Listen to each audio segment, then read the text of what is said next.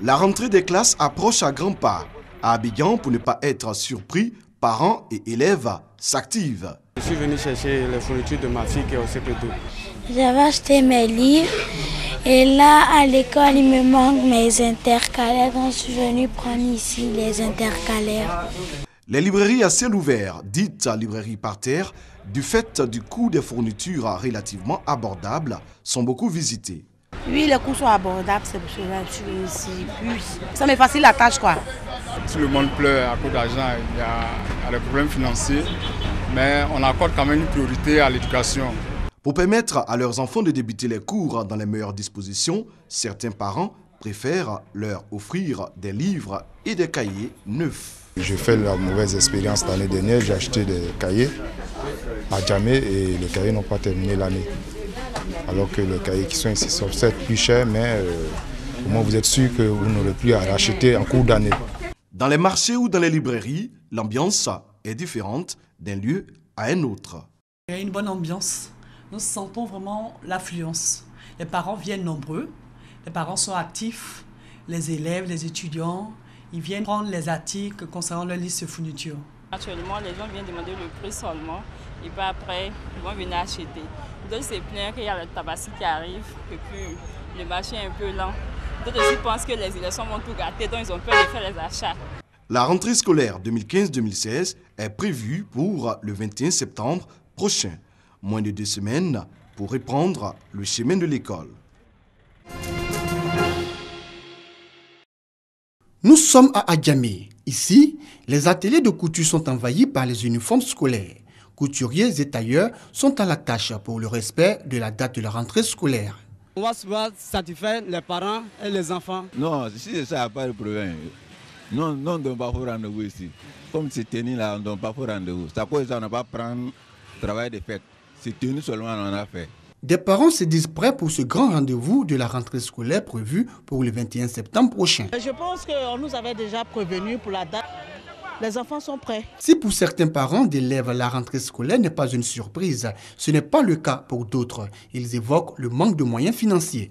La date est trop proche. Et puis bon, c'est au milieu du mois, c'est pas...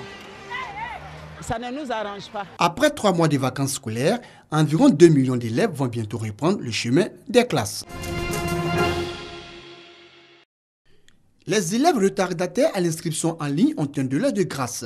Le ministère de l'Éducation nationale et de l'enseignement technique, par le canal de la direction des stratégies, de la planification et des statistiques, vient de proroger la date au 18 septembre 2015 à minuit. Nous avons été instruits par Madame le ministre de l'Éducation nationale et de l'enseignement technique de proroger l'inscription en ligne jusqu'au vendredi 18 septembre 2015 à minuit.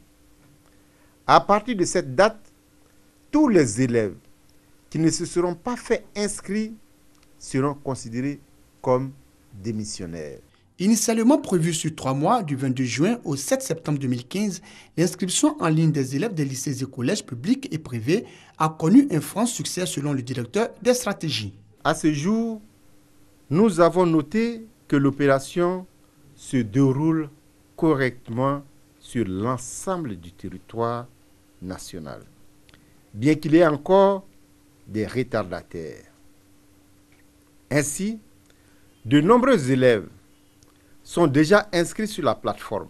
Sur 1 700 000 élèves attendus, 1 150 000 ont fait l'inscription en ligne. Cette nouvelle date permettra ainsi aux élèves retardataires de se mettre à jour en s'inscrivant sur la plateforme du ministère de l'Éducation nationale et de l'enseignement technique. Pour rappel, la rentrée scolaire cette année aura lieu le lundi 21 septembre 2015 à 7h30. L'alcool consommé par les femmes enceintes a la capacité de passer à travers la barrière placentaire et toucher directement l'enfant à naître. Résultat, forte perturbation du système nerveux central de bébé et conséquences irréversibles sur son développement. En Occident, la consommation d'alcool pendant la grossesse est la première cause de handicap mental d'origine non génétique chez l'enfant. La Journée internationale de prévention du syndrome d'alcoolisation fœtale, créée en 1999, est donc l'occasion de mobiliser et d'informer les populations quant aux potentielles séquelles d'une exposition prénatale à l'alcool. Passez donc le mot, l'arrêt complet de la consommation d'alcool est très vivement recommandé dès le début de la grossesse et pendant toute sa durée.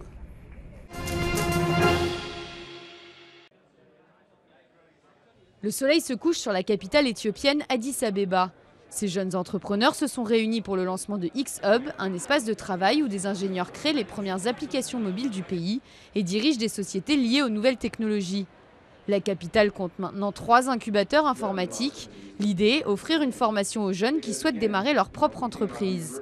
Dans les universités éthiopiennes, 70% des étudiants s'orientent vers les sciences et les technologies. L'Éthiopie a tout pour voir rapidement décoller ce secteur.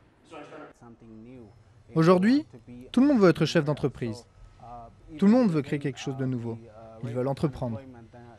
Et avec le taux de chômage et le nombre de jeunes diplômés, il n'y a pas assez d'emplois. Il y a donc vraiment de la place pour innover et entreprendre. Malgré cet engouement pour l'innovation, créer sa propre entreprise reste difficile en Éthiopie. Florian Manderscheid gère ICE Addis, une autre pépinière dans la capitale. Il a vu plusieurs startups s'écrouler face aux démarches administratives fastidieuses. Enregistrer sa société peut prendre jusqu'à 1 mois. Autre problème, le manque d'argent. Les investisseurs éthiopiens restent timides face à un secteur encore méconnu et le gouvernement impose des restrictions aux investisseurs étrangers. En ce moment, il est toujours difficile de trouver des investisseurs parce qu'il n'y a pas de modèle ou de cadre juridique pour le capital risque.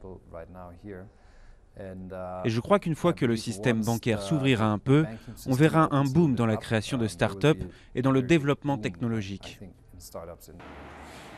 Felix Segei, un entrepreneur américain d'origine éthiopienne, a pu trouver des financements pour lancer le premier service de livraison de repas en ville. Mais pas facile de gérer une entreprise qui s'appuie sur une application mobile dans un pays où Internet et les réseaux téléphoniques sont très instables. Felix est tout de même confiant. Il sait que les nouvelles technologies ne sont qu'à leur balbutiement dans le pays. Habituellement, dans ces marchés, il y a un moyen de transférer de l'argent très rapidement et très facilement, et ici, cela n'existe pas encore tout à fait. Je pense qu'une fois qu'il y aura un moyen pour les entrepreneurs de faire de l'argent grâce aux technologies, vous allez voir un changement très vite. Aujourd'hui, plus de la moitié des pays africains ont au moins un incubateur de technologie. Sur le continent, les investissements dans ce secteur ont plus que doublé l'an dernier. Et si la scène technologique en Éthiopie est encore derrière celle de ses voisins, ces jeunes entrepreneurs espèrent être les pionniers d'une nouvelle ère pour le pays. Un bikini anti-coup de soleil. Un casque de vélo qui mesure vos performances. Un sonar qui vous indique les bons plans poissons. Les objets connectés représentent un marché en devenir, près de 2 milliards d'euros en France dans les 5 prochaines années. Pierre Jacob l'a bien compris, il a lancé son enseigne en décembre dernier. À la fin de l'année, il aura 15 boutiques implantées sur le territoire. Son ambition, devenir le numéro 1 de vente d'objets connectés.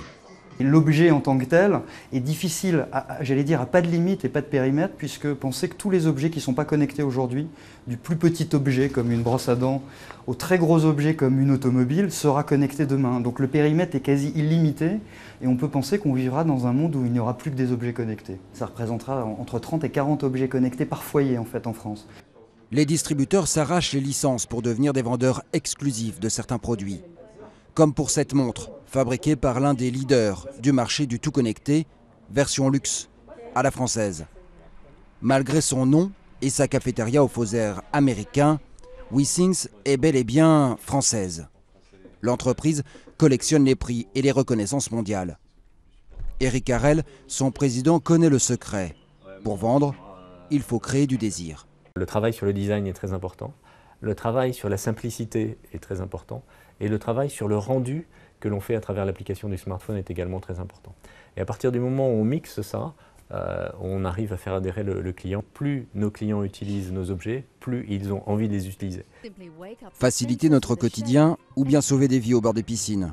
Ce nouveau marché est quasiment infini. Selon une étude d'un des plus grands instituts mondiaux, le créneau des objets connectés pourrait atteindre 100 milliards d'euros dans le monde d'ici fin 2020.